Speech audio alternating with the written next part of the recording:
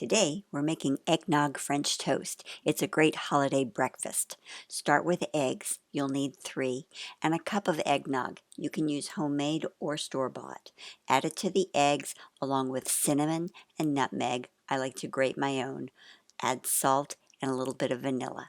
Give it a good whisk and then into a shallow pan where you soak the bread. You want to make sure that the bread is completely soaked through and there's no dry spots so that you don't have dry spots in your French toast. This recipe makes enough for about 8 to 10 pieces of toast. After the bread absorbs the egg, heat a skillet and add vegetable spray and butter, and then fry the toast. You want about 2 to 3 minutes per side until it's golden, fluffy, and really aromatic.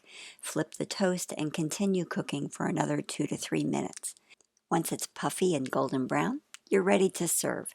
We like it with a little extra butter and powdered sugar with maple syrup.